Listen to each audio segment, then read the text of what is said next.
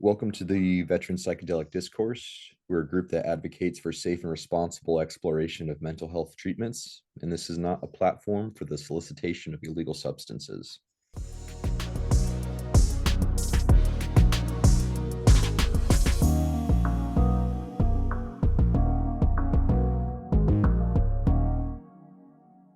We don't have a guest today. This is our spring Equinox event, and so we just thought we would just have a conversation, talk about a couple things. Brian and I got some stuff lined up that I found interesting is 4-ACO DMT, and I've been seeing this at some smoke shops, selling it as like a chocolate. It's selling it inside chocolate bars. And I had the guy, I was asking him, like, what is this? And he was telling me that it's basically psilocybin, and that you could eat it. And when you consume it, you'll convert it into psilocin, just like you would psilocybin mushrooms. But this is, 4-ACO DMT. And so I was looking into that a little bit. Let me know if anyone's actually tried it, because I'm a little bit curious on to what people's experiences are with it. Brian, have you seen this out in California? I don't know. That's kind of what prompted my interest because I'm out in California and you'll go to shops and you'll see like chocolate bars that are listed as like having magic mushrooms in them. And it kind of like piqued my curiosity, like how they're pulling that off. And so it looks like they're using what they would refer to as synthetic shrooms or psilocybin. And so basically, like you said, as your body converts the four ACO DMT, it turns it into psilocin, which is the same thing that your body is converting psilocybin from mushrooms into. So it appears to be getting similar effects, the similar psychoactive properties from like psilocybin, but through a derivative or a form of DMT that I'd never heard of before. I don't know if you guys were aware of this. Our concern was just the idea that people are going out there and buying what they think are like mushrooms, and you're just consuming like a derivative chemical. So it was just kind of providing a little bit of clarity about that, just to make sure we were kind of all on the same page regarding like what's going on. So yeah, did you want to talk about the scheduling, how they're getting away with this? Question, Yeah. what is the cost of the chocolate bars compared to the regular fruiting bodies? Is it probably not cheaper, I would imagine, right? It, You the know, go ahead, Brian. I was going to say the actual synthetic product is cheaper, and Oh, it's actually easier to produce. So that's why it's popping up so much. okay. Yeah, I haven't bought it. I just saw that it was being sold, and I was asking him about it, and I was like, hey, or how is this going on? And the guy was just trying to explain to me. It wasn't very in depth or informational, but he was basically saying that it's an alternative chemical that when you digest it, it converts into psilocin. So, and that was basically all he had to say about it. So I did a little bit of looking into what has been said about if there's any research on it whatsoever, and there's very, very little, and unfortunately, but two most often reported adverse effects, according to personal reports, seem to be increased thirstiness, coupled with frequent urination, and feeling cold or continuously shivering no matter the environmental temperature. Uh, Not crazy, not super bad, but that's makes me scratch my head a little bit. But the legal status is somewhat ambiguous. It doesn't appear on the list of controlled substances, meaning there's no official scheduling designation. So it's accepted for use in laboratories and like as a research chemical, but it's a acetate ester of psilocin, and therefore would be considered analogous to a Schedule One controlled substance under the Federal Analog Act if sold for human consumption. So I wonder if it's just one of those things that's popping up for a period of time until there's like the ability to crack down and prioritizing such a thing. But yeah, it just was an interesting thought. I was curious. I haven't found anyone that I've asked if they've tried it. People are aware of it, but I haven't found anyone that's been able to give me their own personal experience. This is all just stuff I've been able to find online. Um, And just to go back to your question, Guy, and clarify real quickly, I was actually looking into the production of it. And so basically, when I say it's cheaper, maybe it's easier, might be a better way to put it, because you're not dealing with fruiting bodies that can decompose. You're just dealing with like a crystalline structure you can equally apply to everything. So when I meant it's cheaper, easier, that was kind of what I was talking about, just for the purposes of uniform manufacturing. They make it seem like it's a lot easier to use this, which is why it's more prevalent now. Okay, I looked that up on Wikipedia, and I think there was a phrase in there that uh, creating the chemical, the molecule of psilocybin or psilocin Yeah. needed phosphorylation, I think, and that's maybe a more difficult thing than adding an acetate to the ring. And what is it true that if you look at just the chemical structure, that it does have the same, I don't know if it's a six, hexagonal and then a pentagonal two rings, that is what DMT is. I think that it's, yeah. So psilocybin is actually a form of DMT. That, I mean, Mhm. it's related. Yeah. Okay. Well, and Yeah, I think maybe the psychoactive compounds is maybe the way to look at it. Like your body is producing the same psychoactive compounds when it processes them. Sure. Yeah. yeah, I believe they show a similarity to the structure for serotonin, right? Because I think I saw a side by side of like psilocybin, DMT, this 4-ACO DMT, and serotonin. I feel like they were. Would you check I'm that? looking up 5-HT right now, serotonin. It's like almost identical to DMT. There's just a little kink of HO that comes off the left side. Yeah, I'm looking right here. The Analog Act doesn't automatically make every similar substance illegal. The DEA has a process to review substances and determine if they meet the criteria. So can you guys see this? Yes. Okay, Yeah. so right here we've got the DMTs, and we're looking at the kink for the 5-HT, and then we're looking at the kink for the 5-MeO. But over here we've got the ACO, the 4 4-ACO. ACO DMT, and if you look down here at the psilocybin, they're almost identical in the way they branch off. It's just this one splits off two up in the right, and then over here, this whatever the structure is, I can't see the full thing, but it looks like it's a similar style of structure. Or actually, here we go. Yeah. So this is it directly compared. So psilocin is, it appears to be the most similar to. Mhm. All right. Yeah, that's interesting. I hadn't really thought to look at the structures. So thank you, Guy. I appreciate that. Okay. Yeah, I think I was looking at comparing DMT to psilocybin, and I thought, well, geez, if you just called psilocybin DMT with whatever the number of the ring that this little other, whatever it is, nitrogen or whatever came off of, you could almost label it as a DMT type thing. Mhm. It converts to psilocin, so it's listing off the same effects: visual and auditory hallucinations, altered perception of time and space, increased emotional intensity, mystical experience in some cases. Um, there is limited research on long-term effects and safety. Like I said, just the lack of data. I'm not sure when we'll be seeing more. Potential risks include intense and potentially frightening psychological experience, aka bad trips, increased anxiety and paranoia, difficulty thinking clearly, physical discomfort such as nausea and vomiting. And I think I saw, I shoot, I thought I put it up in the notes, but I thought I saw that people that have taken it in a research setting reported less nausea than fruiting bodies psilocybin mushrooms.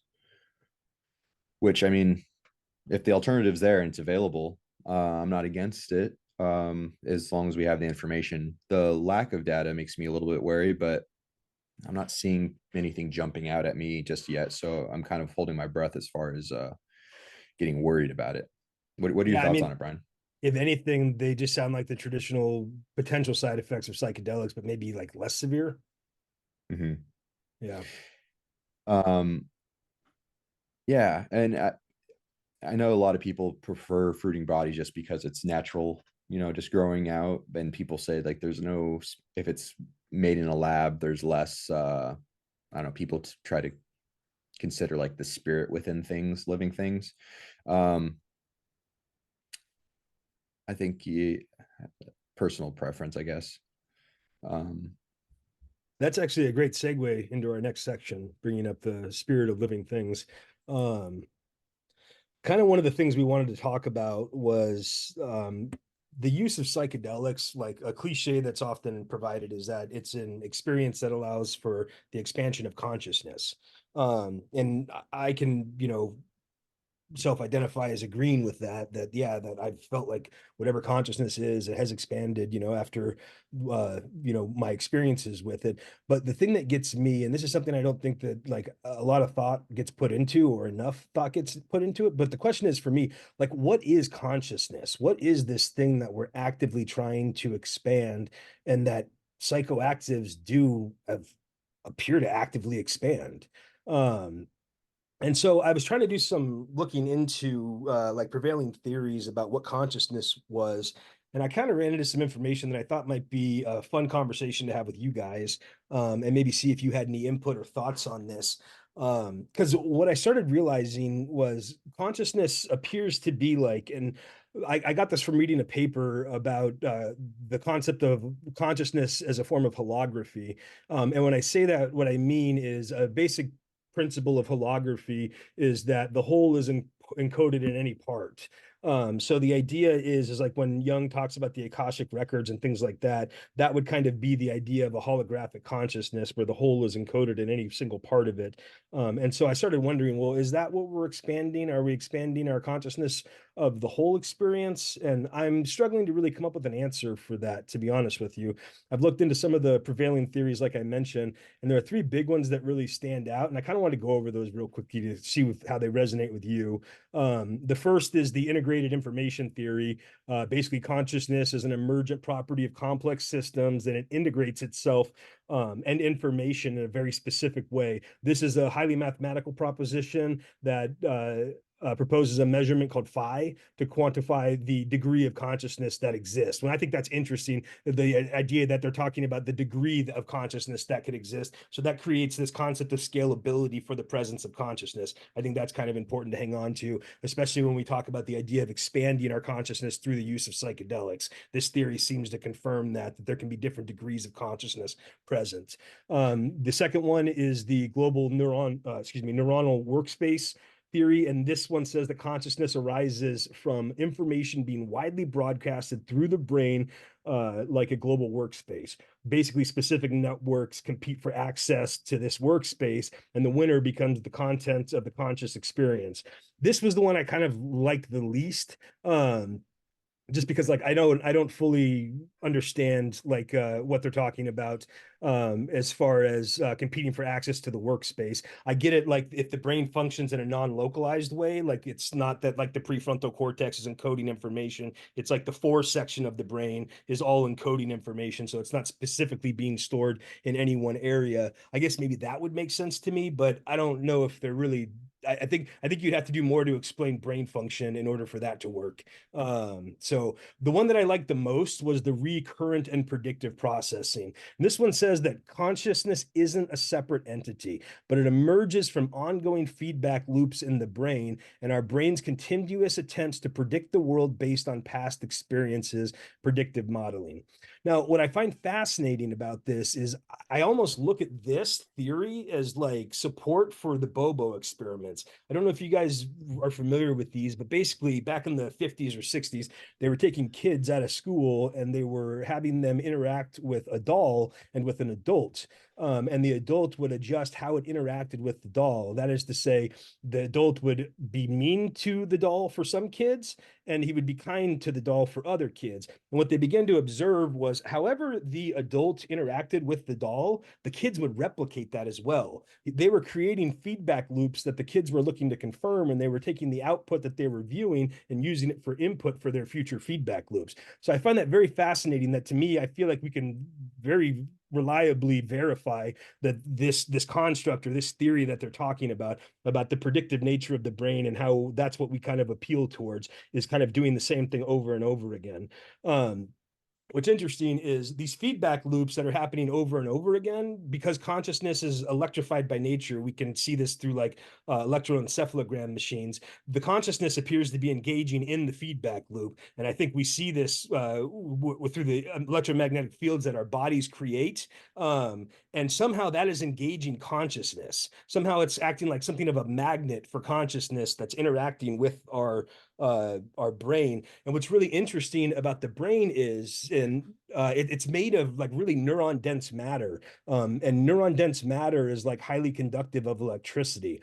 So you've got like these two components that are coming together, this like highly electrically conductive feedback loop machine that's creating this electromagnetic field. And then you have this consciousness that appears to be able to be present to certain degrees, scalable degrees, more or less, but it appears to be attracted to the feedback loops that are created by the brain. What's really interesting about that too is the neuron dense matter that makes up the brain. It's not the only place that neuron dense matter exists in the body. Neuron dense matter also exists in our ear canals. Neuron dense matter also exists in our optical systems, and neuron dense matter also exists in our entire nervous system. So it's like every single aspect of how we interact with physical matter in this world is done through highly conductive electrified neuron dense matter that consciousness seems to have the ability to be attracted to and to interact with. And so the way that I would put this, I was talking with this about Alex beforehand, is you've got like positive and you've got negative feedback loops. The best illustration I could give you for this is a car battery. When your car battery won't turn on and you try to jump it with another battery, you're actually using a positive and a negative feedback loop to get a charge going in the battery to get it running again. So what's happening is the negative feedback loop is actually stabilizing, and the positive feedback loop is actually amplifying. And so these two feedback loops together create the charge necessary to create the electrical current to get the engine started. And so this would be something of like an example of how we're working, that our mind is that battery that's creating the feedback loop. And obviously our various components of our body are better analogies for the mechanical operation of a vehicle, but somehow consciousness seems to be some form of fuel for it. And that's kind of the point that I'm at right now, where I'm looking at like this highly electrified neuron dense matter that is where we have all of our conscious experience with our thoughts, with our feelings, with our sense of touch and taste and smell.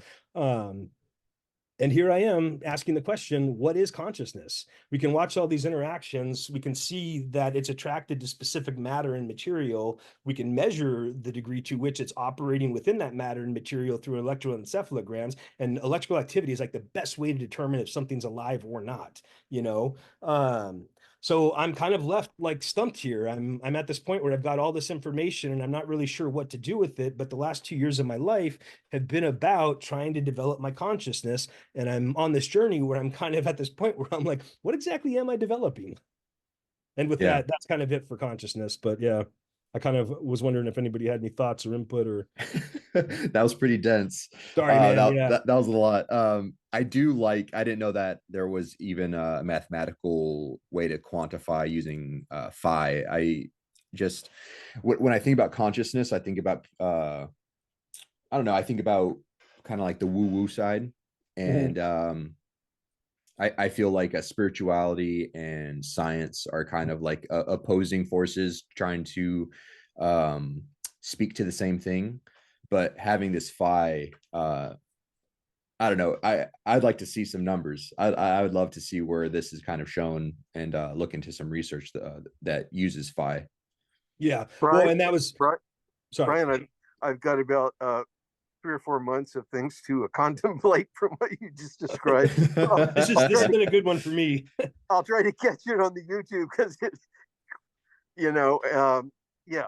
So anyway, appreciate that. That was very deep. Yeah, I mean, it's just like we take so much for granted here. You know what I mean? We just like assume that this is all like normal and how it's supposed to be. And when you really start like getting down to the brass tacks of things, like how do I think and what am I thinking? And why do I think differently than I did 2 years ago? It's kind of like, what's happening here? So I don't know. That's kind of what got this all started for me. it's also like being conscious of your consciousness. What are you conscious of? Right. Yeah, Are you observing or are you being observed? that's an interesting one right there. Yeah. Oh, what a great distinction. Are you an observer or are you being observed? Or yeah, I mean, can you do you have enough RAM to multitask that? Yeah, well, and I think for me the big thing is we were talking about this before about like what stupidity is like, and not to be pejorative or mean or anything like that, but like most people are intelligent. You know what I mean? Just naturally they have intelligence. They just maybe don't have the knowledge to apply to the intelligence for it to be very useful. You know what I mean? It's like you've got like this high-powered sports car and you keep putting 87 octane in it and you can't figure out why the engine's knocking. You know what I mean? It's like you need to put better gas in, my friend. Um, so that's kind of my take on it. You know, I think it's just a matter of like I said, stepping out of that role of being the observed and becoming the observer. But you have to be conscious, number one, of the fact that you are being observed, and that's a weird place to be. One Yeah. of Al Watts's things was there's no difference between the observer and the observed, which it's a hard one to figure out. You know? Yeah, it's like Bentov talked about this idea that he was meditating once and like he had a vision of himself, but it was like a spiritual version of himself. And he ascended to it and he fell backwards into himself. And it happened so quickly, he became himself again. It was like he was seeing like the interconnection of how he was more than just himself. And I think that maybe is probably for me, I could point to that big time as a moment when I began to look around at other people and realize that they were reflections of me and I was reflections of them. And we were maybe the same consciousness, just having different egocentric experiences. Like, wow, man, talk about stepping out of the role of being observed. Hmm. Yeah, it's a lot of it is just patterns, you know, different types of people. We find ourselves emulating other people. There's a lot of stuff being conscious, being are you being observed or are you observing? A lot of people are just being observed, I feel, because it's so easy to be given something as far as like information in modernity that Mhm. it's easy to just continue the pattern of whatever's being said. It's not even just that, though. Your brain is hard coded to do just that. It's attracted to those feedback loops. We see what's been done and we want to keep doing it like that because we take great confidence in the fact that it'll work. But one of the papers that I was reading was talking about the idea that if consciousness is a fourth dimension and it's interacting with like neurological matter, then it might actually be attracted to anomalies, like what's different about us. And I wonder if that's where the expansion of consciousness begins to develop. Once we begin to become more improvisational and less a member of the herd and begin to become more of an observer who makes decisions that have agency that are personally beneficial for them. You know, so this is like we were talking about this, the idea like you as a person are a great example of the continuation of the feedback loop of your family. Your parents both had positive and negative feedback loops. The negative feedback loop was the stable genetics they were providing, and then the positive amplified feedback loop was the additional genetic material they were getting from each other. Both of those loops came together to create you. You know what I mean? And so now you're a continuation of the feedback loop. This is we talked about this, the idea that maybe this is what the philosophers were talking about. Know thyself as being such an important tenet of personal development is because most of us, when we're raised to emulate our parents. Like it comes back to that recurrent and predictive processing. We're just doing the same thing over and over again. And so in many ways, we're not very anomalous. We're just kind of a copy of a copy of a copy. And so the idea is once you go inward and take time to know yourself, to figure out the unique reality, number one, of your ancestry, your own unique divergent individual experience, and how you want to integrate yourself into society at large today, that's quite the anomalous act. You know what I mean? Because you're stepping away from the herd and you're doing something that's uniquely individual. Another great example, I think, of the consciousness as an anomaly detector in relation to psychedelics. When I look at the Ulyssean mysteries, the mantra that they had was that if you die before you die, then you will never truly die. And I think about that mindset, like just that conscious mindset of choosing to die before you die, and think about how anomalous that would be in a world or a universe where everything is fighting for survival. And so I wonder to myself if maybe that act of engaging in the moderate consumption of toxins, something that would kind of be antithetical to like natural, like evolutionary, like instinct, you know, you want to stay alive. It allows us to experience a degree of anomalous behavior that's very attractive to consciousness. And this is why those activities lead to consciousness expansion as a result. So I don't know, just kind of thinking about that and the role of consciousness as being really interested in anomalies and improvisation. Because if you think about the universe is pretty static and it's kind of all the same thing, which is nothing. There's really not much there. There's very little matter out there, you know, so matter by nature is anomalous. So to the degree to which it occupies matter, I don't know. Does the matter need to have an electromagnetic field in order to entrain the consciousness or attract it? I don't know. But it appears like there's some kind of, I mean, obviously we can see there's an intense relationship between electricity and the appropriate neural matter or the appropriate kind of matter in order for consciousness to occupy it. So I don't know. That's all I got, guys. See you next month. Oh, Yeah. woo. I just came in a few minutes ago. My mistake, but I've got to see that. I don't think I've ever said that. I'm glad you're recording this. I want to see the beginning. Brian, that's all you've got. Yeah. First of all, obviously that isn't true. And second, that was amazing. Amazing. Well, I'm thank you for telling me that it's just been really on my heart. Like I get hit with these things where I become acutely aware that I don't understand this. Like I really, really don't understand this. And I'm not okay with that. So this has been like my deep dive for the last 2 weeks. I hope to get a better idea of the relationship of this because you were talking about like spirit and science. And I really think that there needs to be a strong marriage of the two. I think that we have enough evidence-based science right now that we can look at things like dark matter and dark energy, which are like 80% of the universe, and we don't know what to make of it. And maybe consider that this might have more to do with like our conscious experience, you know, that there might be something more going on dimensionally outside of like our normal like 3 spatial dimensions that you gave us, you know. So it's like just, I mean, the best way I could put it is I was raised to understand that there were 3 dimensions.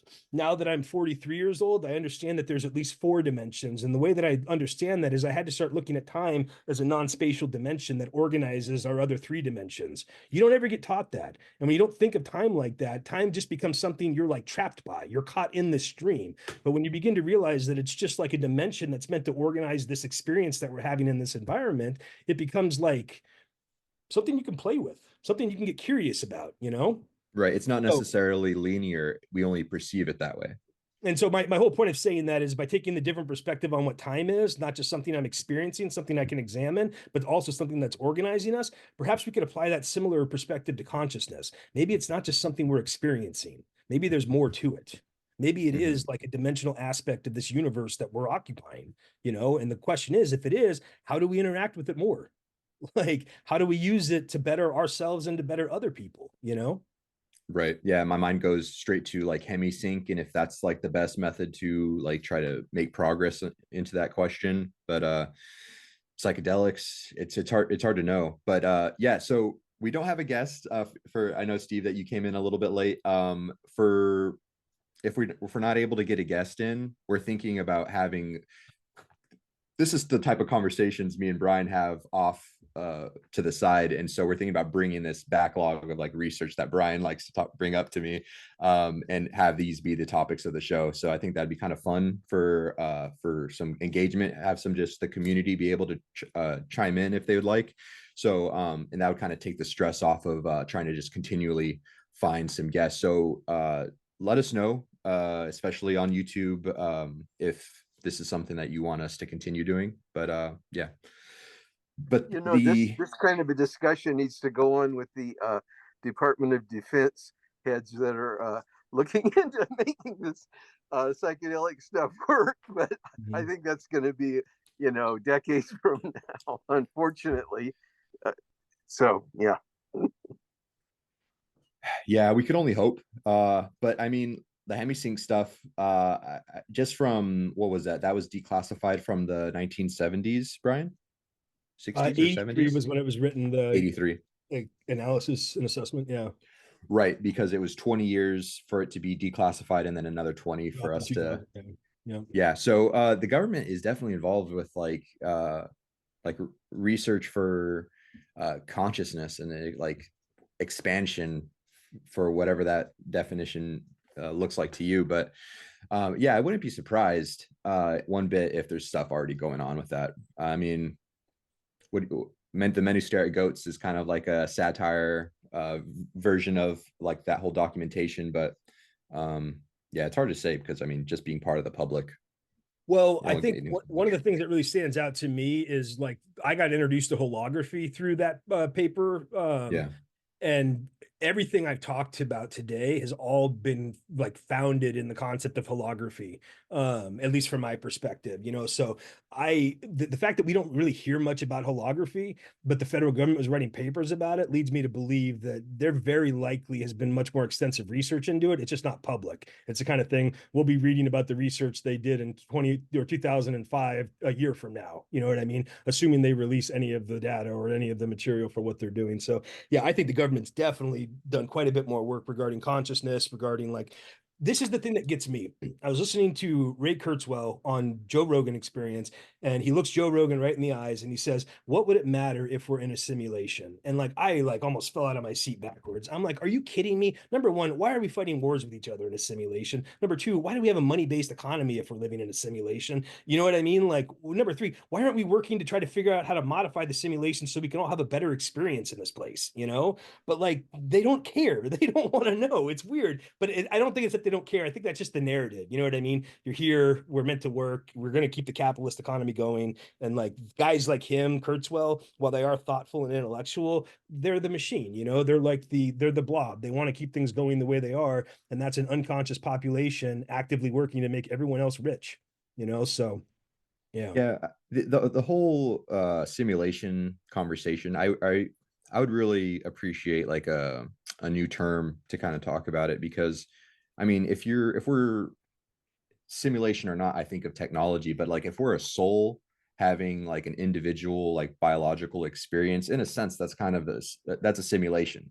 We're having yeah, I We just just the way I would like to explain it to people is like, imagine that whatever matrix we're occupying, like the brain is kind of similar to whatever it is. It's just a smaller version of it. Imagine this is like a really dense matrix of all kinds of matter that carries electrical currents constantly, and everything that we're seeing is just what we're perceiving or perceiving that we're hearing. You know what I mean? It's all just like this illusion that's being like blasted into our brain as we're having like this illusionary conscious experience, as you know, electricity and consciousness is like flowing through our simulated experience. The only reason why simulation works is because it works because we've done this to ourselves. We already do this to ourselves. We do it in a two-dimensional way, though. You know what I mean? It's just coming to grips with the fact that we're pushing harder into the machine. You know, we're simulating the simulation now. You know what I mean? So I think like in some ways the language is important to hang on to simulation, but that's only because we're actively building simulators right now. I know Elon Musk likes to use the term base reality, but I don't know if that applies the appropriate level of context for most people to like be able to appreciate what's going on. But in that there's a confusion too, because I don't bleed in a simulated environment. So how do you explain to people, yeah, this is a simulated environment, but like it allows you to have like this 3D biocomputer that you call a human body that has like a nervous system that lets you feel everything. And I think that's a little bit too far outside of our technological ability to understand right now.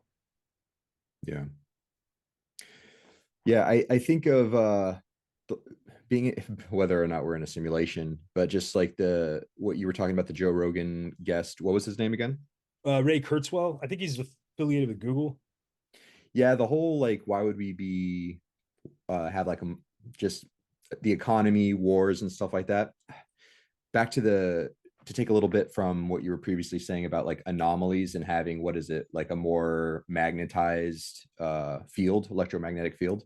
I wonder if like the point is since people are like really good at recognizing patterns and I or like emulating patterns as well. I'm wondering if it's like I don't know.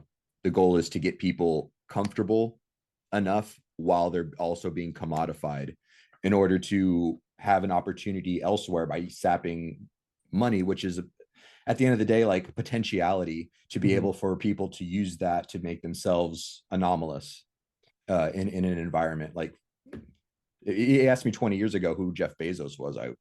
I would not have been able to associate him with Amazon. But Mhm. it's like now this guy's shooting himself into space just for the fuck of it. And I don't know. I'm just wondering if these patterns and consciousness is already something that's understood, but it's kind of being used against us to keep people in patterns that could be manipulated, kind of like useful idiots. Yeah, well, In a sense. I think what you're describing is the power that an informed minority can have over an uninformed majority, and that's quite a bit.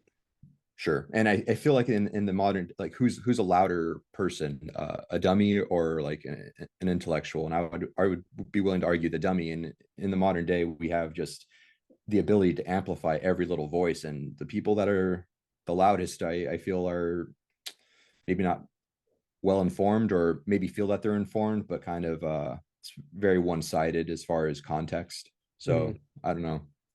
You know, with the COVID thing, sure, there's lots of downsides, but when you didn't have to show up in your office and you could work from anywhere in the world, a lot of people are doing that, especially some of the techies. And I think, we could go through and look, like, did rents go up or rents go down? Especially, San Francisco was vacant for a while or something like that. But it's almost like there's the I don't want to get too conspiratorial, but the people in control holding the strings are going, too much freedom for these guys. We got to get them back into this into the maze, whatever. But I kind of get that feeling sometimes. They don't have control over people, and a lot of these tech people, I think Boulder, Colorado, they moved in there, and the prices of real estate have just gone sky high. And anyway, that's one of the results. Yeah. Yeah, it's actually funny you mentioned that. I mean, obviously we can stay away from like conspiracy, but we can also talk about things that actually happened. In Canada, one of their, God, I wish I could remember who this was. One of the health officials up there made the mistake of kind of saying the quiet part out loud, and they were talking about the vaccine passports, and that the point of them was not necessarily to get you to take the passport, to take the vaccine. It was that if you didn't take the vaccine, you weren't going to be able to experience any of the things that made your life meaningful anymore, like going to restaurants, going to sporting events, interacting with other people out in public. And I think it kind of backfired in a lot of ways, if that was an intention, because I know that for myself, when I had all those things taken away that were like adding meaning to my life, which were really just distractions, I kind of had to really confront who I was and how I was living and whether or not I really wanted to be this person anymore. So in a lot of ways, COVID kind of saved my life, or at least it gave me a new life, because by taking away my old life, it helped me realize how completely dissatisfied I was with it, and let me kind of begin a search for a new one that's making me a lot happier.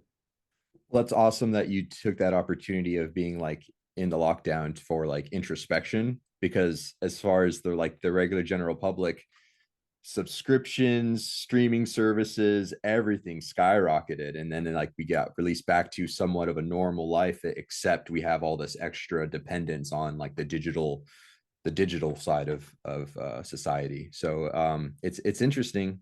I don't know where to take it. Yeah, I can't help but feel a little worried. I don't know what to expect, but Yeah, how many? Oh, sorry. How many little businesses, mom and pop places, had to close up because everyone's getting their stuff from Amazon now? Oh yeah. Yeah, and I'll just tell you flat out, the federal government hates small businesses. If you got less than 25 employees, it's so hard to get money out of you. You know what I mean? All the regulations change, so they definitely are not a huge fan of small businesses, even though they are kind of a huge economic engine for us.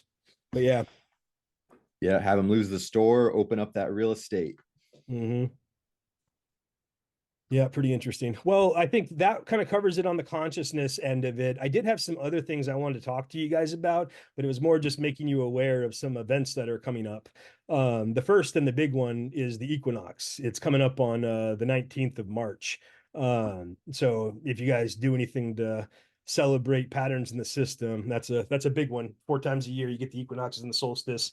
So we'll be looking at the spring equinox on the 19th of March.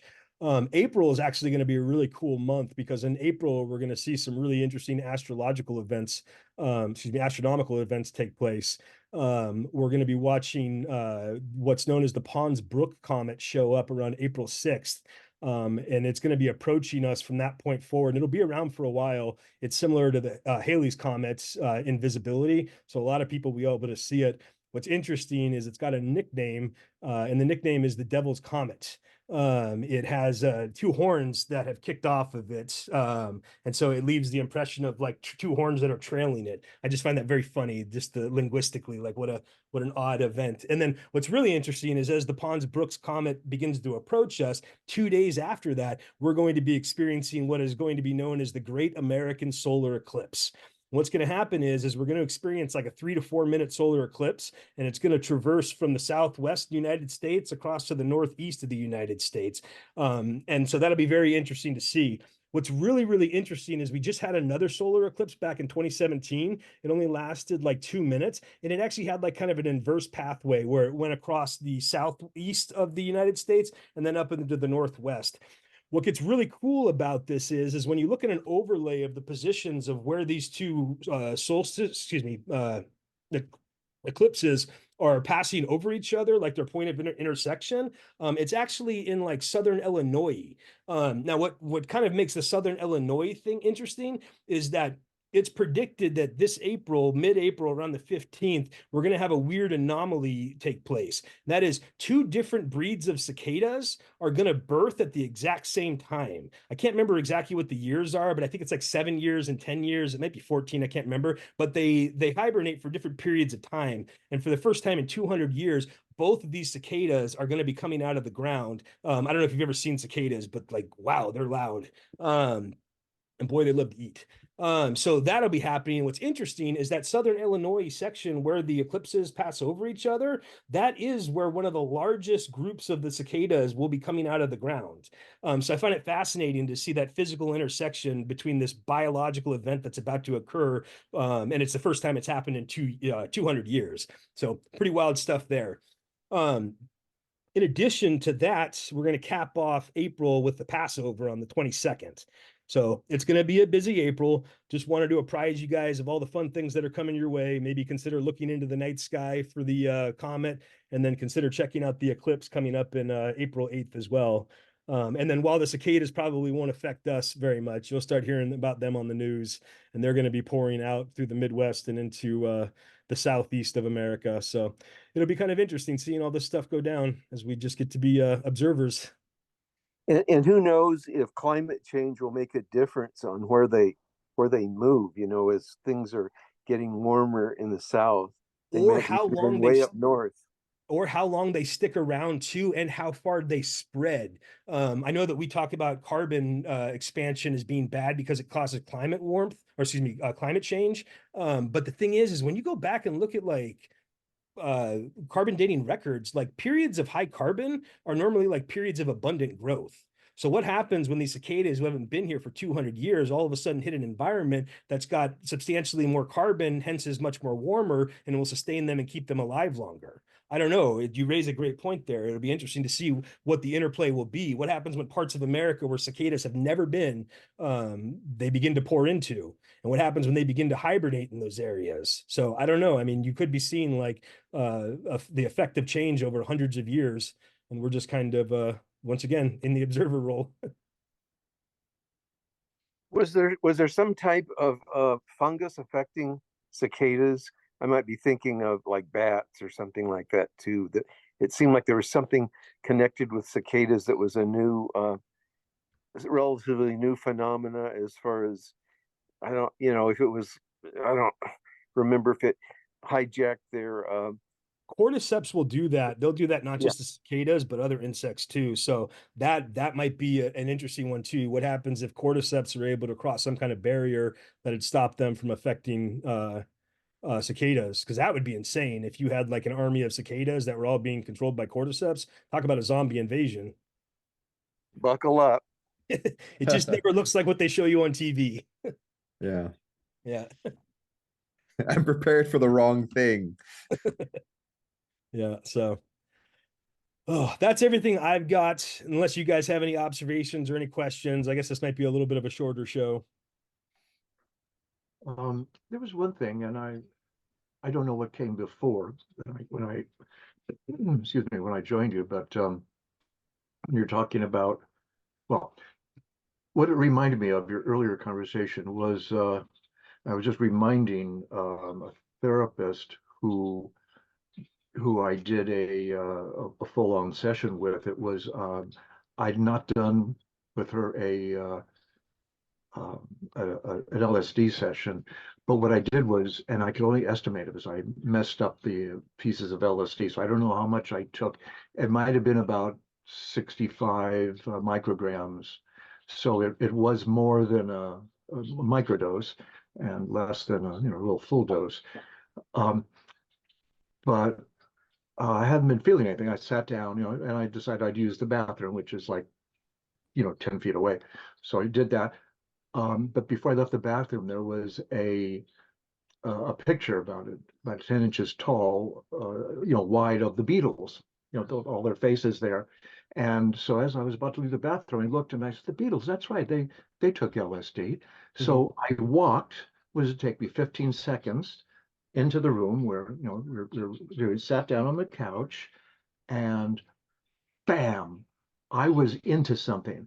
And I don't have any recollection of anything occurred, only what she taught me, only what she told me.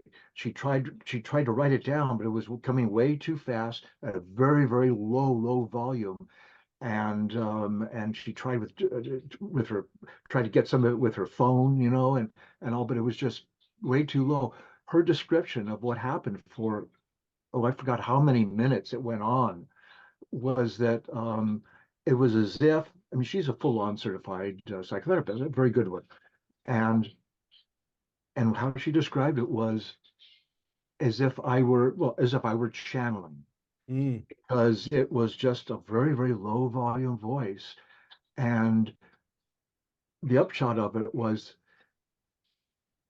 she said to me that she could have written a book with it, if she could have captured it all. She said it was just amazing. And I have zero recollection of that, nothing whatsoever. And I forgot how long it went on for. I have to redo that. It was a while. And she was so frustrated because she was trying to write it down, trying to remember, trying to get it with her phone. But there are, I don't know all that happens in our brain. I've been interested in the brain since junior high school, middle school for your younger ones, and brain structure, brain functioning. And looking back at it, I said, what kid then, was interested in brain structure, brain functioning? And ever since. Anyway, I just thought I'd share that, but there was so much that came out, and I don't know where my notes of hers came out, or I have to find them. Steve, was it a new song? No song. I was talking. Oh, I okay. was like channeling somewhere or some person, and I was just, it was like I was connected somewhere in the universe, she said, and I was just channeling all, oh, as she put it, all this wisdom, as she put it. That's one thing she said, just wisdom. And one of those times I wish I'd had the audio video set up. But yeah, I don't know what else is there. There's maybe a good excuse, reason for that has nothing to do with anything beyond me, or if there's what I've been lucky in my life. I don't know how it happened because I didn't grow up in an environment like that, but I'm open. I have an open mind. Not that I do a lot because I've been restricted because of how I grew up, but I have an open mind. So I don't I I don't just negate things just because I don't understand it, or because it's the milieu in which I grew up. Yeah. But anyway, yeah. Yeah, You know, what you were saying kind of reminds me of I forget the name of the person, but I've listened to like audiobooks of a person passing on like wisdom from like their what they call them, spiritual guides. And that when they got all the information for their book, it took like a 2-day recording session and the person was just going, and he was basically just repeating what was being like channeled through him. So I'm wondering, like, what about the Beatles, like that stimulus kind of tuned you to the right frequency to receive whatever that was? Well, my assumption was that I was doing for the first time with this gal. In fact, I think it's the only time. Um, LSD, and so that's why up to the wall of the bathroom. Just before I was walking out, I saw their pictures, all of them, and I just, like I said, I thought, oh, that's right, they did LSD, and I was going back to do.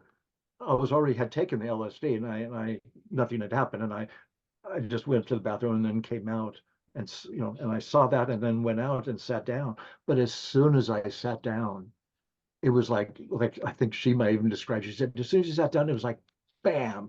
It just came out. Yeah, I really dig that. I mean, I would just encourage you. Well, the first thing would be we were talking about EEGs earlier, and what the EEGs show us is that there are very distinct patterns in brain waves based on the state that you're in. So, like what Alex was saying about something that tunes you into the right frequency, that's like the first thing that pops into my head. That something about the frequency of your brainwave interacting, like allowed for you to be able to experience something that you otherwise your frequency doesn't allow you to experience. You know what I mean? Yeah, and in fact, it was because of you guys. I looked up what was that the excuse me, Hemi-sync? the name of a product, I believe, that you use, Hemi-sync, yeah. Hemi-sync. Yeah. And I looked that up what I could, and I didn't feel that I have anyone to really ask about it. All I found was things where you could pay a bunch of money, or not, and things that were cheaper, and you had to have certain things. And it looked like, maybe it was just a way for someone to make money. Although you guys had upped that, and I, Yeah, we're not paying for anything. oh Like no, for me on Spotify, they just have their stuff on there, so I just listen to their music for free. so Like so, so I don't know what to make of it, or how to use it, and what part of what is real, and I would be very interested in exploring that. If you're not here, then I could contact you, or something. So this makes me wonder if this would be an opportunity to pass on the paper, Brian, for that reading. yeah, but even more so than that, I would love for you to try to experience Wave One. Because Wave One does a really good job of explaining what they're doing with Hemi-sync. It's like literally Mhm. like a teacher's lesson. It's very didactic in how it approaches meditation. Um, Yeah, it's a guided meditation, and the guy is actually explaining the science to you, and it's succinct, and it's just well, it's informative. It's a good one. Wave one is the initial guided meditation through Hemi-sync, but you could find that on YouTube, I'm Apple sharing Music. sharing a link with you from Spotify. What's your music platform? How do you listen to music? Oh, sorry. I don't. Okay, all Oh, right. So Um, I don't have anything. I'm right now so poor because of everything that came through. And anyway, in my previous life, that I need to save money, so I don't. I, that's another issue. you could I use got you. YouTube. What? You could use YouTube to find it for free. Um, so it'd be Hemi-sync, Hemi hyphen SYNC. Yeah. Yeah, And so I just want to emphasize we're not buying products. We're just using free stuff that we can find on like Amazon or Spotify or YouTube or anything like that. So if you want to try it out, you shouldn't need to spend any cash or anything like that. Okay. And my headphones are just ones I've gotten. Well, these were free. I mean, they look like decent headphones. It's not about quality. You could get the cheapest headphones out there. You just need to make sure that the left ear is on the left ear and the right ear is on the right ear. Because Yes. yeah, that actually has to do with how your brain processes sound. That's what they're trying to take advantage of. Okay. Assuming it's set up correctly, there is an L and an R. Yep, that's yeah. it. Bingo. I may have even listened to that once, but there's so much stuff out. I don't necessarily believe that. But you're saying that what's called Wave One is I'm a sending you a YouTube link through the chat right now. okay. Let me start saving. Yeah. So what's actually taking place during these meditations is it's taking advantage of a phenomenon called frequency following response. And what that is like your brain will mimic the frequency that it's hearing. So that's like if you have the gentle humming of the road when you're driving late at night, and you can't help but like start nodding off, that is what's taking place, is you're like hypnotizing yourself from the frequency that you're hearing from the car. So Also what this called entrainment, isn't that the same? Yeah. And so you have the distinction between left and right is because it'll play different frequencies for each year. And the what the goal is have your brain in tune to a state of meditation. And so they're playing a frequency that they believe will snap you into that. And so doing it myself, I'll lay there and meditate for like 15-20 minutes before I kind of click in. And but that is how I've been able to meditate. Before I tried meditation, you know, just trying to get to know myself and the like. And I would sit there for 45 minutes and get frustrated. And so I had to find something to kind of quiet my mind. And it's been very helpful. It's a great solution to the distracted Western mind. It's a great way to like calm it down a little bit. So, and I just want to emphasize the only reason why we're pitching the Hemi-sync stuff is because that's what they were using in the government white paper, like specifically citing the organization, the Monroe Institute, what they were using. So we were just kind of doing research based off of other people's research to confirm it, and it worked. So it's kind of like, well, I perceive it worked. So that's kind of why we go back to it. I would not recommend you buy any of their products or anything like that. Plenty of it's available for free. And you know what I mean? So yeah. Yeah, it's good. There's a free app called Binaural Gin. I don't know if there's a longer name, but when I just looked at the app, and you can pick the frequency for one ear, and I think, isn't it the difference? Like if it's 100 and 130, your mind picks up the 30, the difference between those two. Well, that just goes to the point of what I was talking about earlier. Isn't it crazy that we're consciously perceiving the anomaly? We're perceiving the difference of the sound, not like the vast majority of it that's all the same. We hear the thing that's different about it. Mm-hmm. Sorry to cut you off. I apologize. No problem. And I'm curious, since you guys had so much boots on the ground with this, if there are certain frequencies that you think you had success with. Years ago, I bought some of the tapes, and is something happening or is it not? And but yeah, if you guys have had success, that would be good to know. In the paper, he specifically identifies 7.5 hertz as being the frequency that will engage you into a meditative state. He talks about how by using that frequency of 7.5 hertz, people are able to lock into meditative states as quickly as people with like 20 years experience with transcendental meditation. And that'd be Schumann's resonance. No, Schumann's 7.83. It's slightly off, but it's pretty close. Very, very close. But that's kind of a little tip right there. If the planet is making the sound of 7.83 hertz and 7.5 hertz is putting us into a meditative state, like the very sound of the planet was supposed to help us meditate. Right. We just have so much trash in the air right now, just from we're broadcasting. Just being bombarded with like 1400 hertz frequencies and 5G and So imagine before technology, people walking barefoot, like being in touch with nature, and like you're just constantly in a state of meditation and like attunement. Yep. Definitely check out the Binaural Gin free app. I found it to be real good. Can you type it in the chat box so I could get the spelling down? Okay, will do. And then I posted the YouTube link to Wave 1. It really is just a guided meditation, but he explains the rationale behind what he's doing, and he takes a very scientific approach. You know what I mean? And so that's, like I said, I just think it's a pretty good hack for the Western mind that like is probably too distracted and too logically oriented.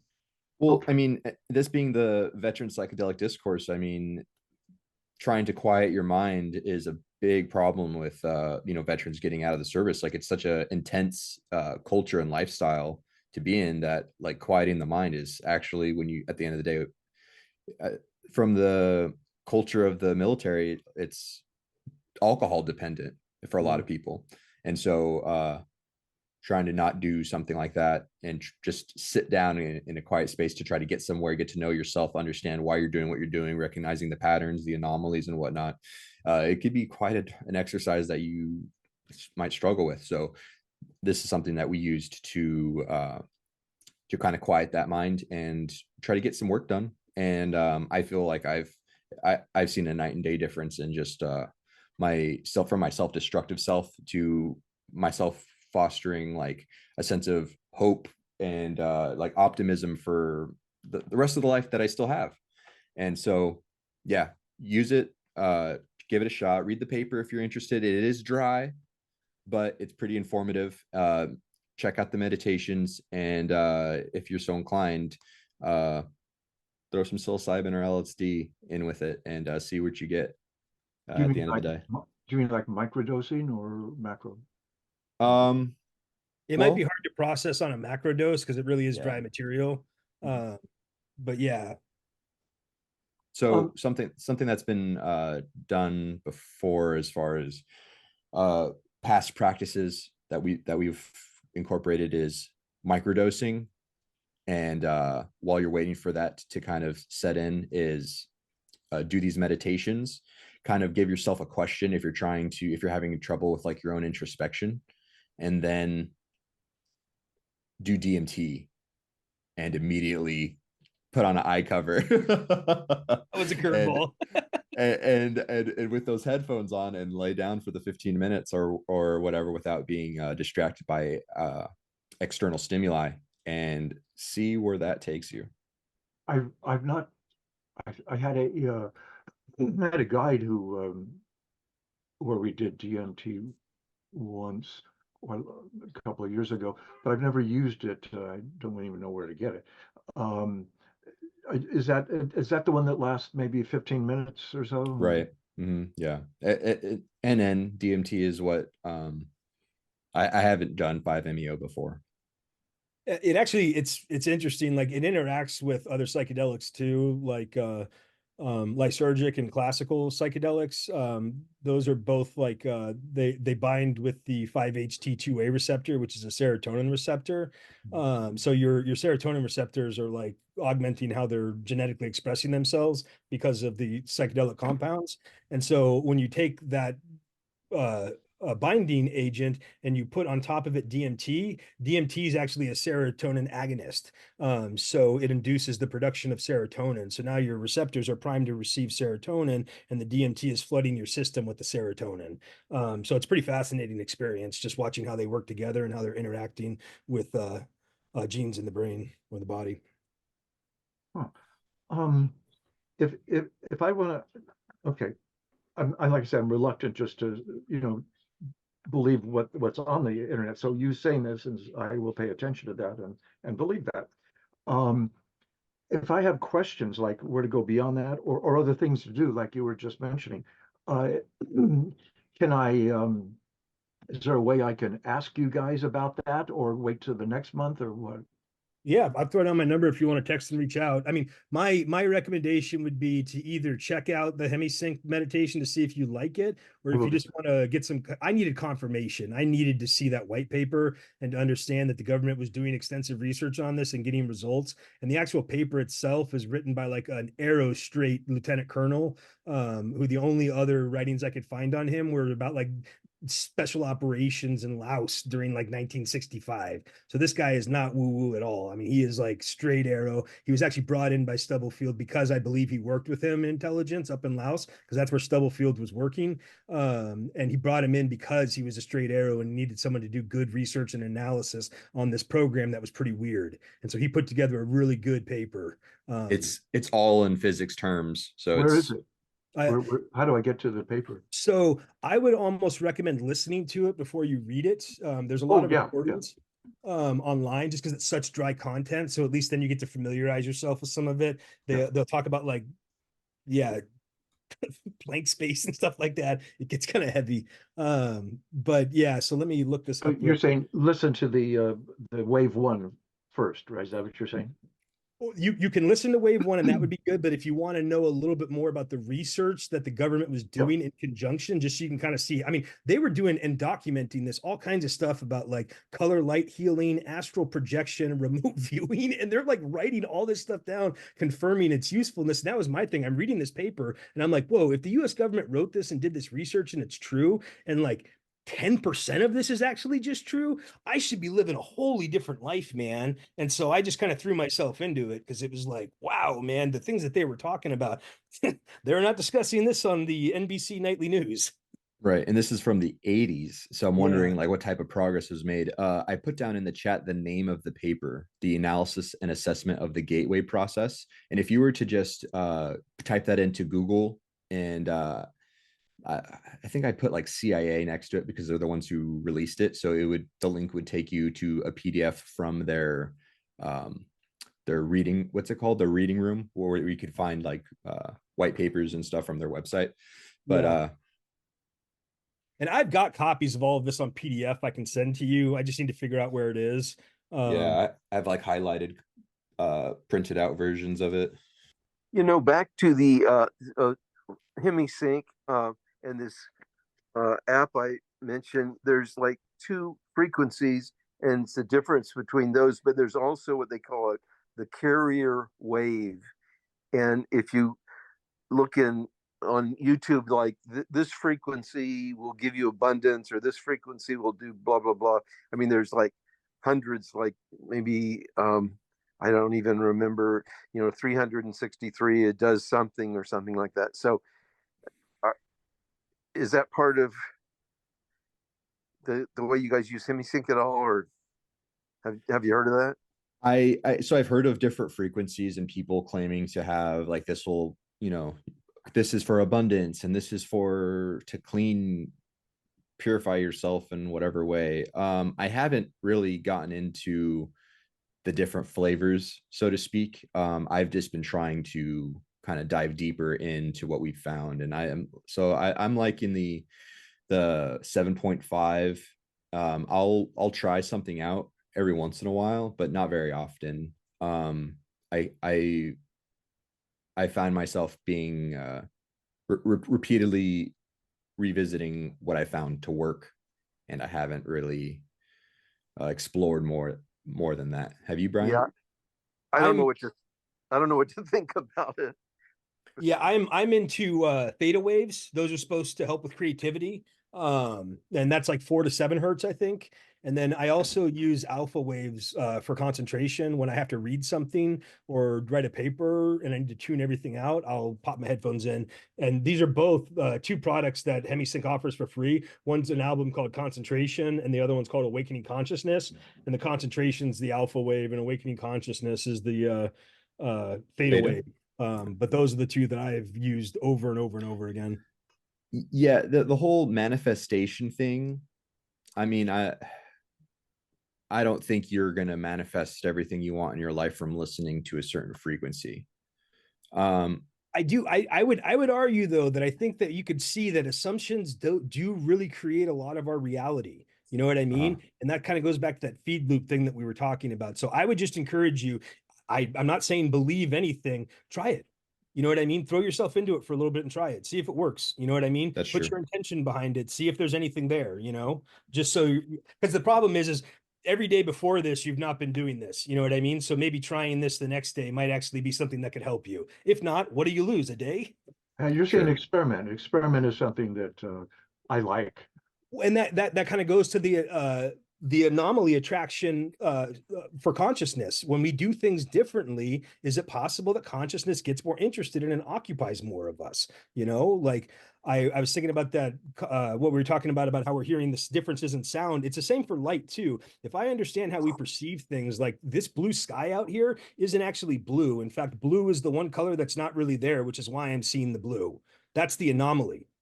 You know what I mean? So I try to encourage people that I work with, like, what would a positive opposite look like for you if you were going to engage in this? You know what I mean? How could you do this in a positive way that's kind of the opposite of what your instinct is? Because your instinct is telling you not to, and it's not real. Well, how do you engage this positively so you can see if that's true or not, rather than just assuming and having that create your reality?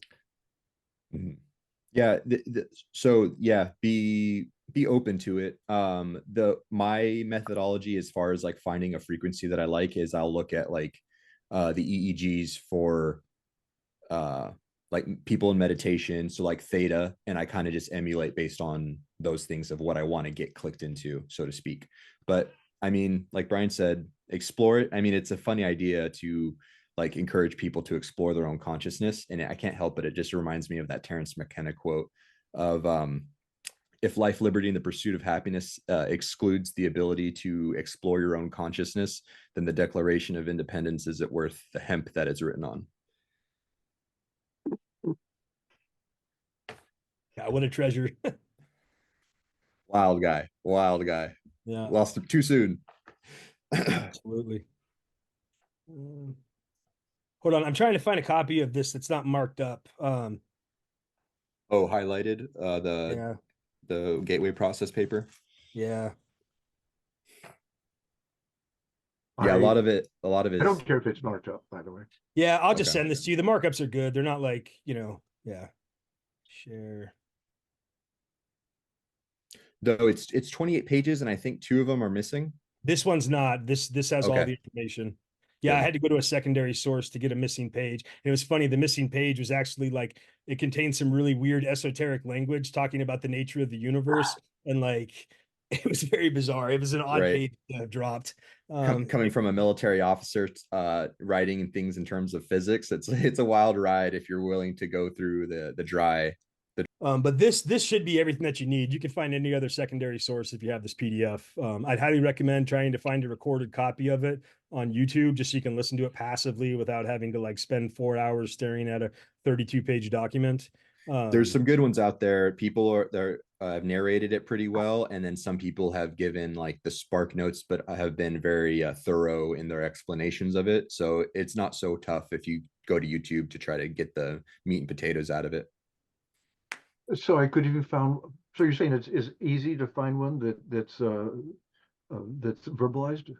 Yeah, as long as you talk, as long as you like recording of the gateway experience, you know what I mean. It'll come up. I've found many of them on there. Yeah, you could go on YouTube and people will read it as well as just explain it briefly. And if you have a hard time finding that, let me know. I can try to send you a thing.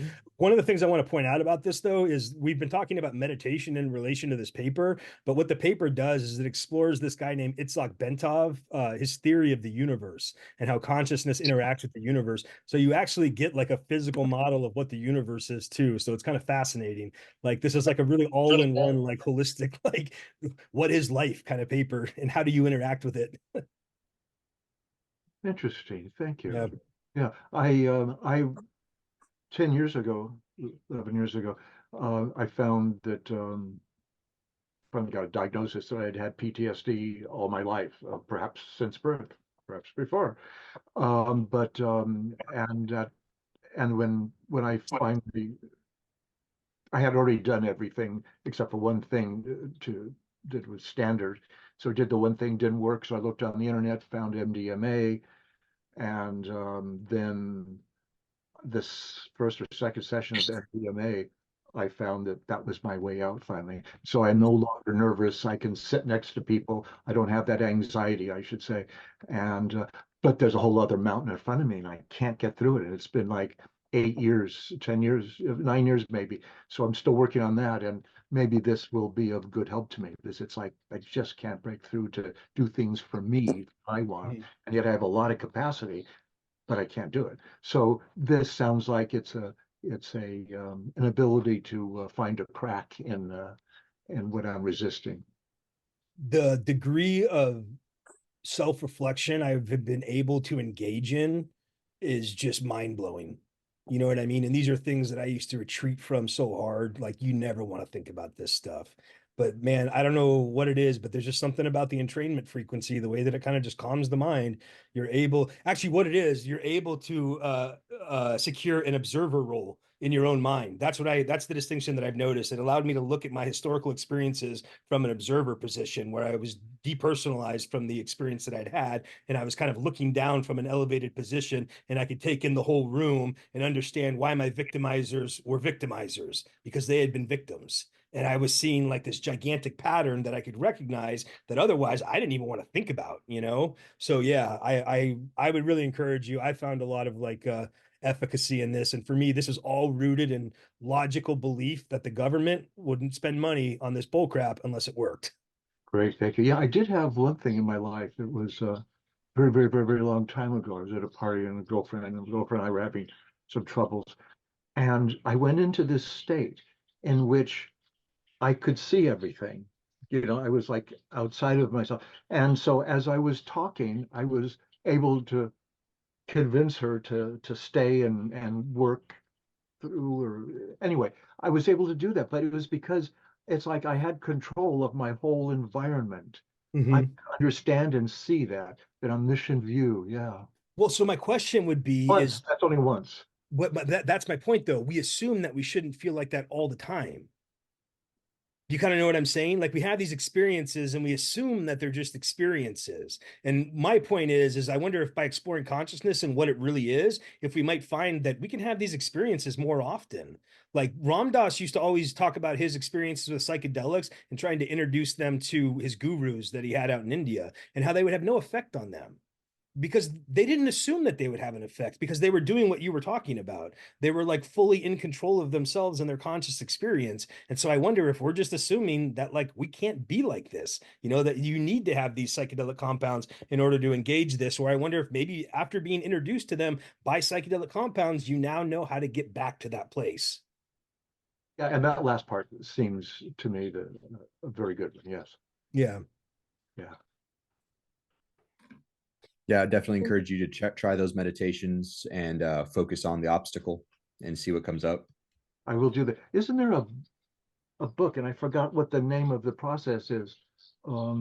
It has, I think the book, there's fire, the name, I think the word fire in the book, in the title. It's when you have the flow. It's when you have that flow, you can go into the flow state. Mm-hmm. And I talked to someone, actually, it was a psychotherapist too, who is familiar with that and who was trying to get something going with that. Yeah, interesting. I'm pretty sure I've read the book, and they talk about special operations guys getting into the flow, so they're just, you know, they don't have to think about anything, and I maybe recovering from some of those experiences. Um, have you guys seen the video DMT Quest? Mm-mm. There's a some guy, I can't remember his name, in college, and he was getting funding for this, and then I think he had to move up to the University of Michigan, and there's almost like no funding for studying DMT. But in this film, they mentioned a gamma waves, Mm-hmm. and I think it's 40 hertz. And has that been a Yeah, number come up? Huberman talks about that a lot. He talks about how gamma waves are what he uses to amplify his productivity. Who is that?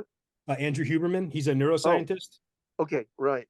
Um, Also, there was a study about on mice, giving them 40 hertz, and I don't know if it was light or sound, and in mice, it seemed to remove these amyloid plaques in the brain, and yeah, and it's done at MIT. So who knows what would happen with humans?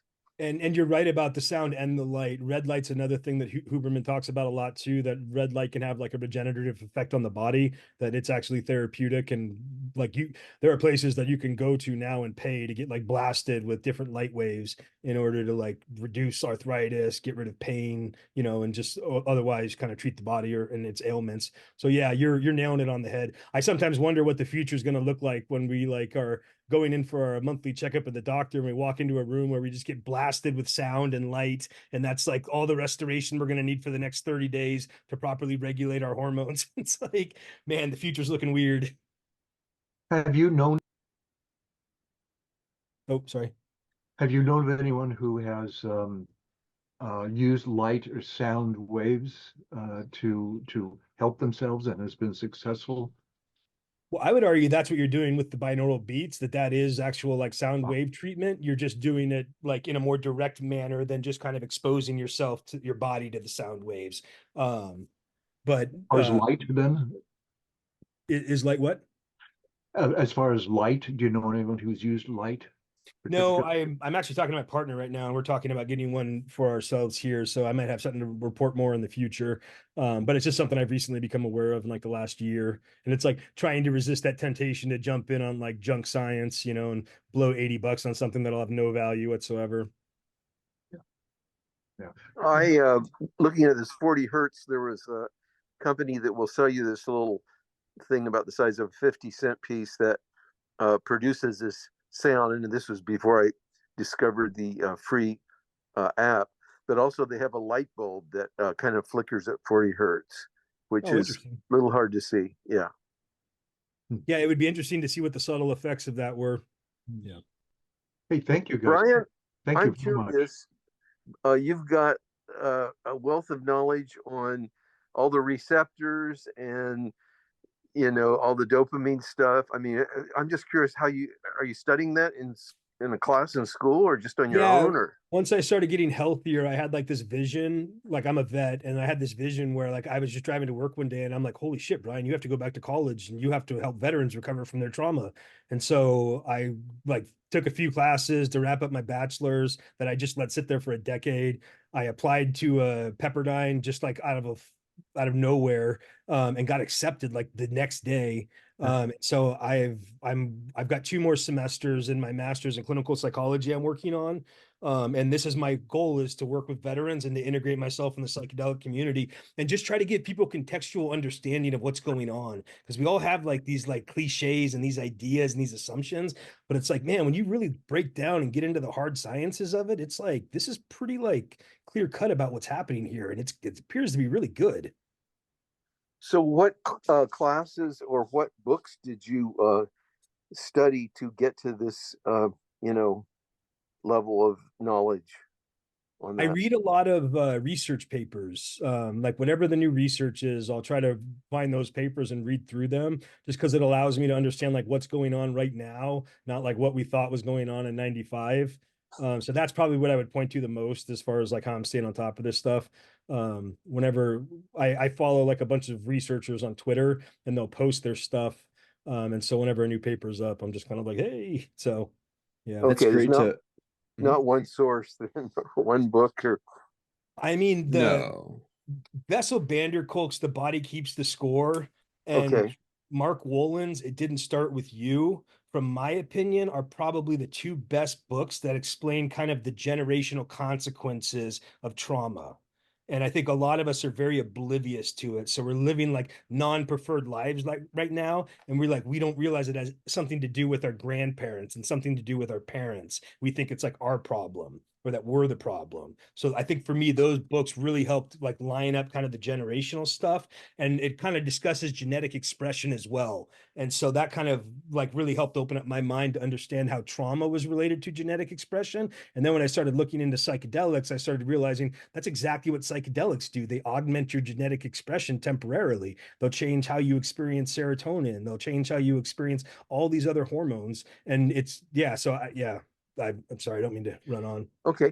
Yeah, I've looked into some of that as far as the background, but as far as the actual science and pharmacology that you have a great handle on, is there, all the Yeah. receptors? Not there's not one place for that, huh?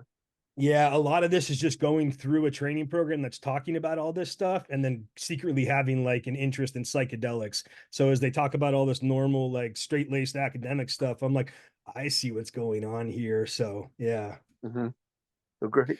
I really Yeah. enjoy your explanations of a lot of this stuff. Well, I really appreciate that, honestly. I was telling Alex we should make this the Dunning-Kruger episode because I'm like, just this is all so new to me. I'm like by no means in any way an expert of any of this. I'm just like recently introduced, so I didn't want to be talking out of church. Okay, well, you're way ahead on it than a lot of us. I'll tell you that. Yeah, it's also a great benefit to have a like a academic email address so that you could have access to papers because like aren't subscriptions to journals like academic journals like thousands of dollars, Brian? Yeah, they can be. Yeah, that's another big one too. Like when I say I get to read papers, I have access to like so many psychological or psychology uh databases. So yeah, Yeah, being in school it it helps a lot. helps. Yeah. Yeah. And are you like the Lone Ranger without Tano there, or are there other people that are following this the way you are? I kind of feel like it's my role to like introduce a lot of people to it, because whenever I get the chance to, I'm always advocating for the use of psychedelics. They say that like science never changes until the previous generation is gone. And so, like, I don't think I'm going to have any huge influence on the psychedelic movement, but maybe some of my classmates that like heard me talk about it in my own experiences and maybe help them connect the dots biologically with maybe what's going on. Maybe they'll be the ones that take this kind of stuff out there, and that might have an effect on how we view this kind of science in the future. Great. Yeah. Yeah, Alex and and Alex and Brian, I just want to say thank you very much. You both make this one of the top Zooms that I always want to I don't want to miss. So you're both great, and thank you. I appreciate that, Steve. Yeah, it's a funny thing because Brian and I were very different people a couple years ago, and the just the utilization of psychedelics and like meditation and stuff like that, it made us like turn around and look at each other and be like, we need to take advantage of our benefits from the service and like start and head back to school with this newfound enthusiasm and with a little bit more discipline to actually go through the courses appropriately, and then with this enthusiasm and interest in psychedelics while going through like academia, it's really interesting just to see all these different things come into play and fall into place. So and again, a lot of psychedelic studies right now that we're seeing is being conducted on veterans with PTSD. So it's kind of like we're just trying to get people aware, get more people involved, and kind of break that stigma of try to break bad stigma and get people interested and willing to explore this stuff. So I think there's a lot more to uncover. So it's gonna be Yeah. fun. It's an interesting time to be alive. So Yeah, and next month we're going to have a guest coming, and he is actually working with a virtual reality producer that's offering therapy through virtual reality. So we'll be talking a little bit about that. So that'll be kind of interesting because like I have no experience with that environment, and we've been talking about the idea like of potential simulation, and it's just so interesting to engage in therapy in a simulated environment. So it'll be fun hearing his experiences, and just kind of learning more about it. that's Brian Kleindienst. Correct. Yeah. Yeah.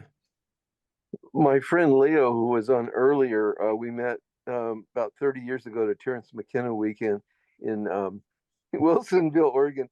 And recently we were thinking about, geez, all this stuff's starting to happen now. And we came up with this idea that, hey, maybe we should go around to the veteran organizations like the American Legion, Veterans of Foreign War, and vets, and just say, hey, this stuff's happening. It was on the National Defense Authorization Act, and do you guys understand this? And would you like for some people to kind of, do an explanation? It could only be 15 minutes. I'm not sure how much interest there is. I've been poking around, and I think there's a lot of skepticism, but it might be a challenge. Just any veteran to reach out and speak to other veterans about this. We haven't really the rubber hasn't hit the road yet, but we're kind of scheming It's about almost it. like you're talking about like a mentorship program for like Kinda. introducing. Yeah. Well, just even just piercing the bubble. Uh, Yeah. Yeah. First step, like uh, I put together about a dozen pieces of paper, and how many people in this room have heard of psilocybin, and then how many, what do you know about it? And I hold up a picture of a frying pan with an egg in it. This is probably all you really know about it. Yeah. Uh, Absolutely. Gosh. Yeah. Man, the marketing campaigns in the 80s did us such a huge disservice. yeah. Yeah. Well, now everyone's getting on board, and especially the VAs. All, oh, we're going to start studying this, and the VA does a lot of good stuff, but boy, in this avenue, I think they're going to be the last group to really get on board, and they can't if something's illegal. They Mhm. can only do stuff with what is legal. But Oh, we you're talking about psychedelic therapy with veterans? yeah, well, yeah, MDMA primarily and psilocybin, but we can't wait for them to come around, and you don't know if this something like what I described will work unless you try it.